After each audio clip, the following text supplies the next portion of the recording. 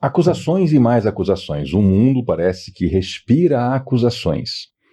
E o apóstolo Paulo, nesse momento em que nós estamos juntos estudando, ele está se defendendo de acusações incoerentes, falsas e sem qualquer evidência. E nós vamos juntos aqui, temos feito isso, né, acompanhado o discurso de Paulo em sua própria defesa, em que ele demonstra duas coisas de maneira muito clara: que nada se tem de prova contra ele e que ele é um homem que crê na ressurreição por causa de Jesus Cristo.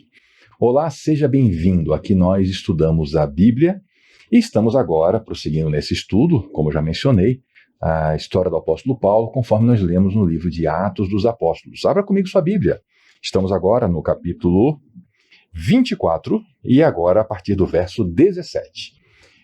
Convido você que não viu o vídeo anterior, volte lá para ver o começo dessa conversa de Paulo.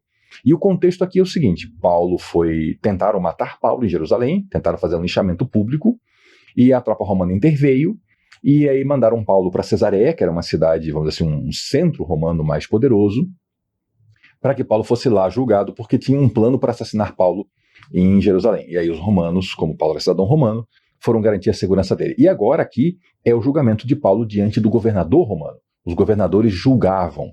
E esse que aqui estava era Félix, governante romano. Paulo, então, prossegue na sua defesa e ele vai contar os fatos da sua chegada a Jerusalém há não mais do que 12 dias. Depois de estar ausente por vários anos... Por que ausente por vários anos? Porque Paulo viveu muito tempo em Jerusalém. Ele foi aluno do grande Gamaliel. Ele teve a sua formação como fariseu ali mesmo naquela cidade. Vinha a Jerusalém para trazer esmolas ao meu povo e apresentar ofertas. Isso aqui são duas coisas que Paulo está fazendo. Ele está trazendo um dinheiro que foi coletado de diversas igrejas. Ele tinha companheiros de viagem que serviam para atestar essa entrega. E ele estava levando ofertas ao templo. Então, as esmolas eram coisas para ajudar os necessitados e as ofertas eram para ritos dentro do templo. Veja que interessante que Paulo, a gente lê isso nas cartas, né?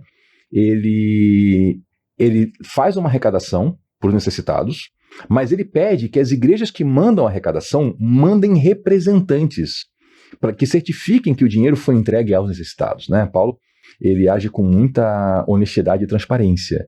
Ele pede fiscais. Ele pede, mandem fiscais me acompanhar nessa viagem para certificar que o dinheiro foi entregue. Então ele foi fazer isso lá. E enquanto ele fazia isso, já cerimonialmente puro, ou seja, ele tinha feito os ritos de purificação de um judeu para poder participar da celebração dos rituais dentro do templo. Enquanto ele fazia isso já cerimonialmente puro, encontraram-me no templo sem envolver-me em nenhum ajuntamento ou tumulto. Nós lemos isso antes. Paulo estava tranquilamente lá, ajudando alguns homens que estavam cumprindo um voto, quando encontraram Paulo naquele momento ali. E aí fala aqui, ó, isso eu adiantei no vídeo anterior, né, que tinha um ponto importante. Mas há alguns judeus da província da Ásia que deveriam estar aqui em Titi para apresentar acusações que eles têm, se é que tem algo contra mim. Isso aqui era uma falha fundamental no processo. Os acusadores não vieram. A acusação original foi mudada, porque qual era a acusação original? Que Paulo havia introduzido Trófimo de Éfeso, que era um não-judeu, na área santa do templo que só um judeu poderia entrar. Já tinha um problema aí, que isso não era uma acusação. Se era para alguém ser acusado, seria o Trófimo de Éfeso, que teria profanado o templo, tá? Mas pegaram Paulo para acusar. Detalhe é que Trófimo de Éfeso não estava no templo. Eles tinham visto esse homem na rua com o Paulo e presumiram que Paulo levou ele lá dentro do templo. Olha que coisa doida, né? Fazem a acusação muda.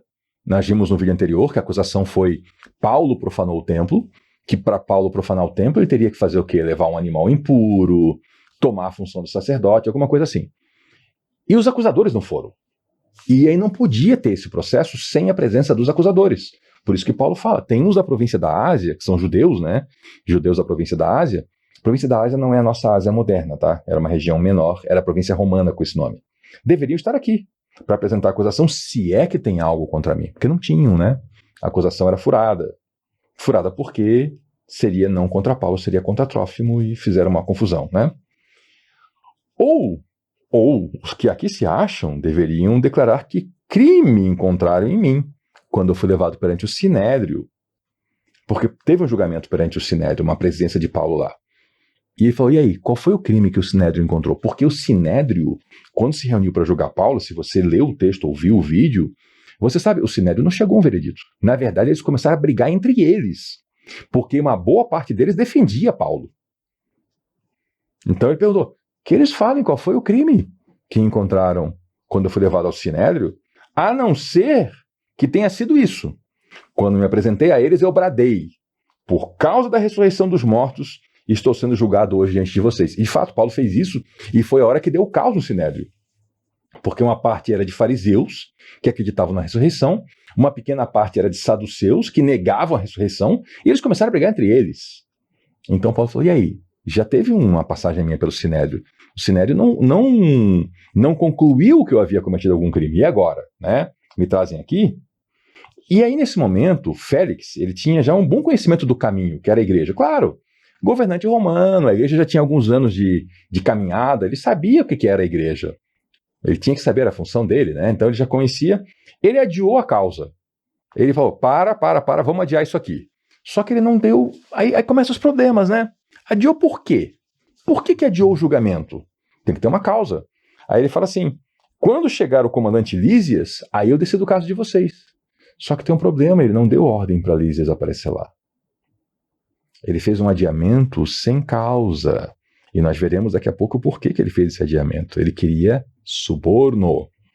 Então ele parou o julgamento e ordenou que o centurião é o chefe de uma centúria, um grupo de aproximadamente 100 soldados, né?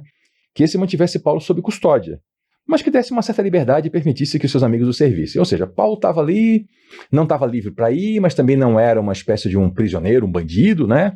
Era uma detenção branda, porque de fato, até aquele momento não tinha uma acusação de um crime romano contra Paulo. Não tinha uma condenação, Paulo não estava recorrendo de uma condenação anterior, não tinha nada, eram só acusações e tentativas de homicídio, é só isso. Tentaram matar Paulo publicamente, depois bolaram um plano para matar Paulo quando ele estivesse junto com a tropa romana, era só isso que tinha. Então ele disse, segura Paulo aí mais brandamente, pode permitir que os amigos venham visitá-lo, até porque nas prisões romanas eles não proviam corretamente alimento, nada disso, eram os amigos que tinham que fazer isso. Então ele permitiu, não, deixa o pessoal visitar Paulo, trazer comida para ele, roupa, tá tranquilo, né? E aí, passaram alguns dias, o Félix voltou a falar com Paulo, e ele trouxe Drusila, sua mulher que era judia. Essa Drusila aqui, ela é da dinastia de Herodes. Nós vamos ver aqui no próximo capítulo, que vai aparecer o Herodes Agripa, que era o rei daquela região, e a Berenice, que era sua irmã, eles eram irmãos de Drusila. Eles eram todos de uma família só.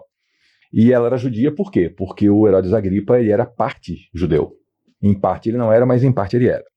E ele mandou chamar Paulo e ouviu falar sobre a fé em Cristo Jesus. Veja que aqui já não é mais o julgamento, não estão mais aqui os acusadores. É uma audiência. Ele, como governante, como homem poderoso, estava lá com Drusila. Vamos chamar esse Paulo aqui, né?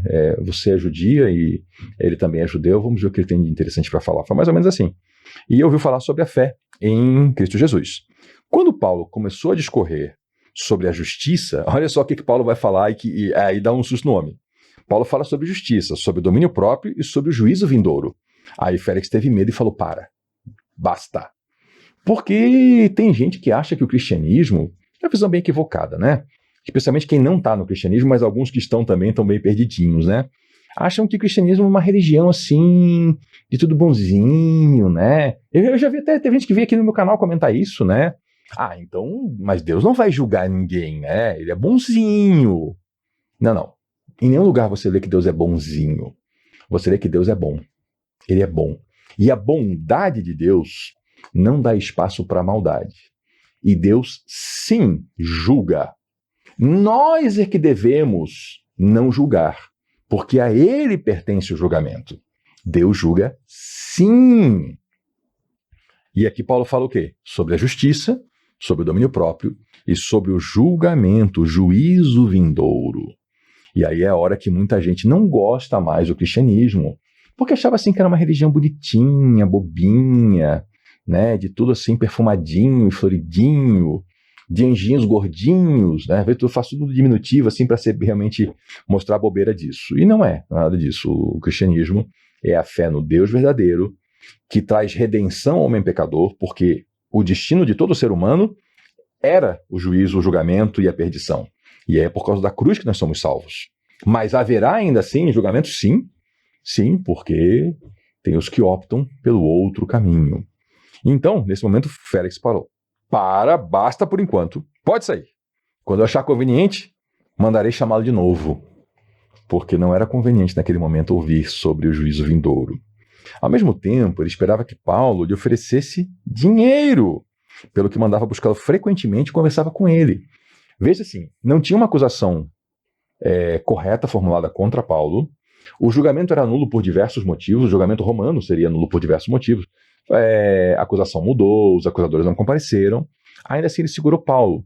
Vamos pegar um detalhezinho importante ali atrás no texto? Vamos pegar? Vamos lembrar aqui que Félix era corrupto, tá? Estava aqui esperando que Paulo desse dinheiro. Mas vou voltar um pouquinho, eu vou aqui voltar à página da minha Bíblia.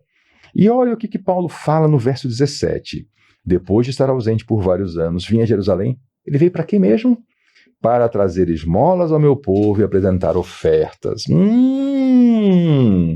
Então Félix sabia que Paulo representava um grupo de pessoas que levantava dinheiro para causas em comum. Então ele tinha esperança que Paulo pegasse desse pessoal um dinheiro também. E ficou ali apertando Paulo na esperança de um suborno. Félix realmente era um ser humano de péssimo caráter, né? E conversava com ele. Passados 2 anos, Félix foi sucedido por Pórcio Festo. Todavia, porque desejava manter a simpatia dos judeus, Félix deixou Paulo na prisão. Que história é essa aqui? Félix aprontou tanto, que haviam várias coisas pesando contra ele. Ele era um mau governante para os romanos. Os romanos achavam que ele era um mau governante e os judeus também achavam. E os judeus mandaram uma delegação a Roma para reclamar dele.